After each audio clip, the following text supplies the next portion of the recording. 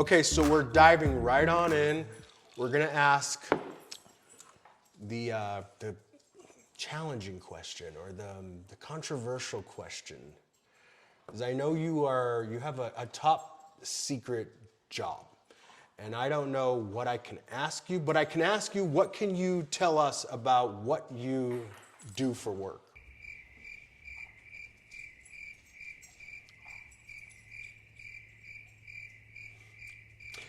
Well, okay, so there's not a lot I can ask him about what he does for work. What I can tell you is that I have known my brother-in-law since I was 12 years old. 12 years old. That's a long time. Baby, yeah. Yeah. I mean, how long did you work in the military? I retired after 23 years in the Air Force. Okay, so that's a career. Like you were all the way through. Full career, yeah. Most people retire at 20. I stayed an extra 3. Like, I know what you do. And it's not like this 007, oh, I'm like secret spy. It's none of that. There's nothing to do with that. It's actually quite boring. I mean, It is quite boring. Yeah, it's like I was expecting more. I was expecting more from your job, Nick. I'm sorry. I let you down. I let everyone down. But it does afford you a fantastic life. Yes. How long do you go to work and then you have an extended amount of period off of work? Well, that's varied with some of the jobs I've had, but it's we do have quite a bit of time to do the stuff that's important, and that was what the focus of my career was too. Is a lot of people get tied up in their careers, and then they focus only on their jobs, and then they end up on their second or third wife and family and things like that because they kind of let their priorities shift. And our priorities, no matter what I did for work, it was still just a job. I mean, I enjoyed my career, but and the career that I have now, but it's a job, and the focus is the family, the Stone and Soul and Trine, and going and if you get paid and you can afford a specific lifestyle. If you don't enjoy it, it's not even worth it. You know what I mean? If you just work all the time, you don't get to do anything. So. And you've separated what you do for work, not for security purposes, because first of all, your wife, my sister, she doesn't care. Like she's like, I don't want to hear shop talk. No. Or Soul and Stone. It's like, yeah, we don't really care about anything to do with that. Yeah, it's a lot of people. It's really it encompasses their entire being. Yeah. So they live and breathe it, and then I think they have a harder time when they retire and separate from that. But yeah, even Soul said at my retirement ceremony that she was surprised when my general got up and gave like my retirement speech and was talking about my career and accomplishments and things like that. She was just blown away because she had no idea. As far as she knew, I just went to work sometimes and wore pajamas to work or flight suit to work. So it didn't mean anything to them, which was good. So I think I succeeded in that part. Yeah, I think you succeeded in that part because you treat your job like a job, and when that's over, you're home. Right. With your job, I think you could, like the narrative says, oh, you have to be this douchebaggy kind of, alpha male, hey, Semper Fi, bro. But you're not that guy. Like you never come across that guy. When you have every right in the world to be that guy, you are not that guy. Like when I hear, like when we sit down and have conversations about what you actually do, it's like, oh, okay, that's cool, but I would never know. Nobody would ever know. No. So that's an amazing feat in itself, separating your 9-to-5 job or whatever your hours are to your home and your family and your actual life. It's just a small portion of who you are, if anything. It's just like, it's so easy for you, and you've excelled to the top rankings of your position, and now you're just, you've afforded this life, which I am grateful. I'm your realtor, and I was able to find you this You did well. glorious home. Yeah. With all the puppies. All the puppies, yeah. You did really well because this is exactly what Trine wanted. Well, it was her house. I mean, it's just, Yeah. it's what she wanted, and I'm happy, and she put it together the way she wants it. So Soul just got here. Soul, come say hi to YouTube. Hi, YouTube. I just got back from the gym. You're killing me, please. Okay, so going back to how you separate, let's talk about that. How is it, what's your mindset of, hey, this is your job, but in this house, under this roof, and under the stars of Las Vegas, you are just awesome, and it has nothing to do with your job. Awesome. Yeah, it's not, you don't rest on the laurels of, hey, I have this kick-ass job. No, it's kind of like, it's where your priorities are and not taking yourself seriously, because a lot of people take their jobs, their careers, and themselves way too seriously, and it kind of, I feel like it alienates people, and I just have seen it. It's been taught to me by example with a lot of people that I've worked with and a lot of people that I've seen growing up in my life, and it's just kind of just seeing people and seeing the consequence of their actions, positive or negative. And for them, a lot of them, they focus too much on things that in the long run are important. And you what you really are when you get to the end is you're surrounded by the people that care about you and who the people that you've spent time with, and that's more important than anything else.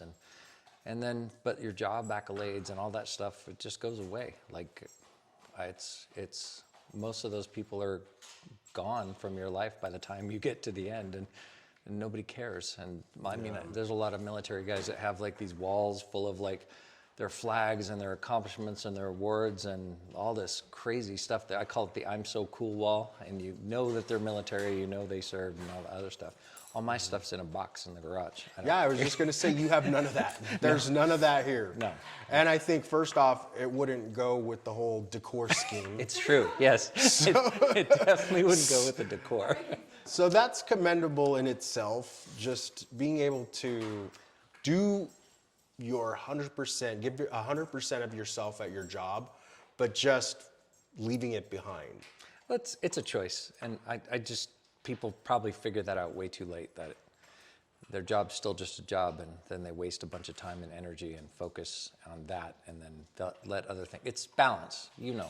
Yeah. You know, that's always been kind of your mantra your whole life, is just finding balance, and people aren't very good at balance and don't realize it, and especially growing up when I did in the 80s, where it was all about the Gordon Gekko Wall Street. And greed, for lack of a better word, is good. Greed is good, and you've got to have a Mercedes-Benz, and you've got to do this, and you got to wear the nicest suits and all that stuff, and in the end, none of that stuff really matters. It's not important. You can still do really well, but you don't have to make it your whole life. It's finding that balance. Defining yourself by a career or a job, I think, is a dangerous road, and defining yourself by figuring out the things in life that actually are valuable and the things that will be with you for the long term. And defining yourself by a career, I think, is dangerous, because especially now, careers are so volatile and people go in and out of them. And like when I went through college, if you got a college degree, you're going to get a job that was going to make 6 figures after you got out and stuff. And now college graduates are working at minimum wage jobs and trying to figure out what the hell they're going to do with their lives and pay off their student loans. So, I mean, everything shifts, and you just got to watch, just notice. I'm a big proponent and studier, not even a real word, a student of history, and you can see things happen in cycles. If you study history, everything in life happens in cycles, and it helps you figure out what's actually important, and understanding that change is always inevitable, and you just got to be willing to roll with it and focus on the things that actually matter, and figuring out what those are early instead of wasting a lot of time trying to do that. I can relate to that whole thing right now, because I'm 44. I'm going to be 45 next month. I am March, 4 years sober. Right. And I feel like my entire life, like, oh, I live in Hollywood. I'm part of the Screen Actors Guild, so that defines who I am. Yeah. When I did one little thing and it gave me street cred to be an actor. So that was my whole, like, that was my persona. When it's not even a real thing. And it's like, oh, party, rock and roll, lifestyle, this whole thing, until it became near death, which it was. I was drinking way too much, as you saw the whole thing lay out before you and your family, and it wasn't a cute sight. But knowing now, have gone through all that, it opens your eyes to none of that matters. That's all bull. And for the most part, it is bull. Yeah. And social media is bull. And Instagram is bull. It's like, oh, hey, look at us. We're in Cancun. You know, it's like Tulum vibes. Like, is that real life? Are we like that all the time? No, it's not. I mean, if you do follow your Instagram, I mean, Which one? I have 3. you have your Arc'teryx one. We'll post all of those here. Bing, Bing, and Bing. So none of that matters. It's just for fun. It should be for Yeah. fun, but it kind of encompasses a lot of people's lives. But like you're saying, it's like, but at the time when you were going through the things you were going through, all of those things were the most important thing to you, because it was, I mean, that was your focus and that's what you had. And I mean, it's hard. I mean, you can reflect back, and hindsight's always 20/20. But those things, but who you are now from 4 years ago is like night and day from the person that you were, and your focus now is shifted to shit that actually matters. You're married now. You have a career. You're doing things for fun and your own edification. But it's not your whole life. It's just something you do for fun on the side. But there's balance now, and there's balance, and the priorities are where they're supposed to be, which is commendable, because some people go their whole lives and never do that. I mean, and to make that kind of a drastic shift, most people don't make that kind of a drastic shift. They just go down a hole off a cliff and then just disappear. But yeah, that's very commendable, because I've seen the transformation, and it was drastic transformation. It was overnight too. It was amazing. Yeah, and I thank you for seeing that, because I see it. I'm the number one person that's like, I don't recognize the person I was 4 years ago, and I don't relate to that person. It's not what represents me today. I don't even know that person. Right. So I'm sorry what I did when I was drunk, but I don't know that person. It's weird though, isn't it? Looking back, you're kind of like, you don't even recognize yourself. But I mean, everybody goes through that. It's just, I'm old, so I've gone through a lot, and who I am today isn't who I was a year ago. You know what I mean? Yeah, or yesterday, or last week. Yeah, You're not constantly the same. growing. You're ever evolving. So you have a job where you work a few months, then you're off a few months. That's Is that how it works out? actually true. How does it work out? My customers overseas for a short period of time, and then I return, and I have like a kind of a 9 to 5-ish type of job a few days a week. What kind of customers are you talking about? Just kidding. Did I say customers? Okay, so you work for, what is it, a month straight sometimes? 2. 2 months straight, and then you have 3 months off. Is that right? That's the old job. Okay. This one I still have kind of employment. What are some of the great things, some of the great adventures that you are able to take your family? I know that all these like trips, I'm not able to go on because I have to be here a lot of the time. True. And take care of the dogs. Yeah, somebody's got to take care But of we that. do go on a lot of family trips where it's all of us together. I remember one of the trips that really stands out is Katrina, your wife's 50th birthday party. We went to Tulum, and it was like the squad. We had like 4 rooms, and it was just incredible. All inclusive when you're sober and on a diet is like pretty much just like, okay, whatever. What else do you have for me? Next, waste of time. Yeah, I mean, that was a really good trip. It was, it's visiting those places, but again, me being a student of history, my focus, of course, I drag you guys all out to the Maya ruins, Which Maya was village, incredible. and go see the cenotes and swimming in the cenotes, and it's everywhere I go, including when we go travel places in the United States. I used to have like apps on my phone that would tell me historical things and landmarks. And when I was traveling for work all the time, anytime I'd hit a city, I'd find something historical in the city to go look at, like things I wouldn't even consider. Like, did you know outside of Tucson, Arizona, there's a Spanish mission, a big Spanish, but it's from the 1400s and shit. It's like amazing. No. It's not that old. I'm exaggerating the date, but it's really old. But you wouldn't know those kind of off the beaten path stuff, and that's what our Tulum trip. I mean, we still did. Like Emily dragged us to all the Instagram post sites that you're supposed to take pictures of, but then I drug everyone out to the Maya ruins and cenotes. Oh my God, I have to tell you guys about this cenote. We were met by a shaman, like a real life shaman who saged us, because it's like a spiritual thing. You're going to this, what they consider sacred grounds.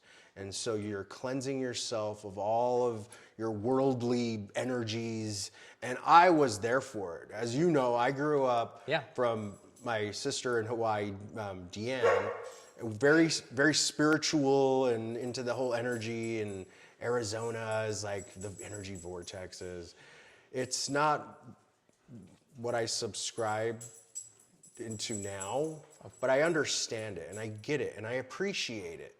And seeing that shaman do that whole ritual, I was like, what are we getting into? And it was just beautiful. That whole world, being a world traveler or a citizen of the world, and understanding, because it broadens you. A lot of people, the majority of people never leave their own hometown. And so their view of the world and their view of things and their view of current events and how they picture the people around them and everything, and is so small and narrow. And having the ability to expand that view, it just makes you a more well-rounded, tolerant, and accepting person. Like I took the kids. We were able to go to Rome for 2 weeks over the holidays. It was a Christmas, New Year's, right before COVID, which it was great. But I mean, they were there for the partying and the food, and it was amazing and stuff.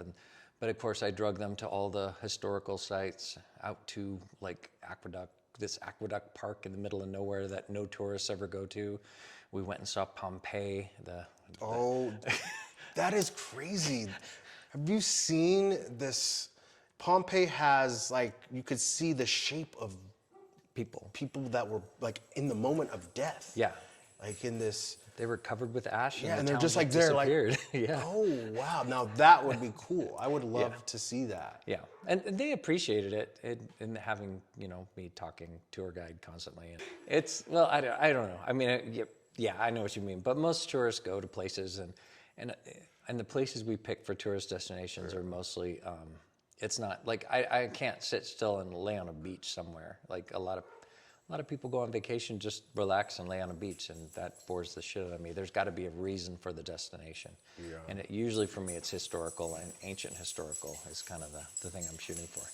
Like, we've got more trips planned. Like, we want to go to Greece and, do some island hopping in Greece, and I'm thinking of ancient Greek history and all the sites that I want to go see. Much. And then Emily's on the other hand going, Mykonos has the clubs and the beaches and the blah, blah, you know what I mean? So there's a balance. Again, balance is everything. So we usually balance it out. So there's time for everything. But there's the destinations that we definitely choose. And then we do a lot of traveling here in the U.S. Like we're heading off to California this weekend to go in a balloon, which is going to be interesting because your sister's terrified of heights. So we'll see how that turns out.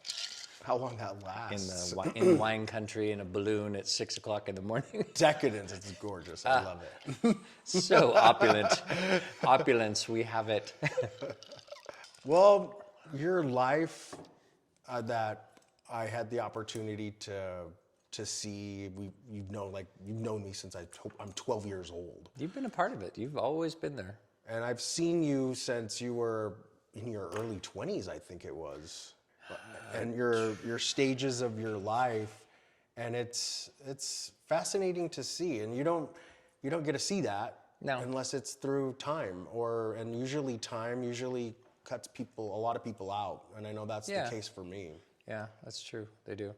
It's weird how people just kind of go away sometimes, but and then everyone talks about writing a memoir, but who's going to read it, to be honest, really?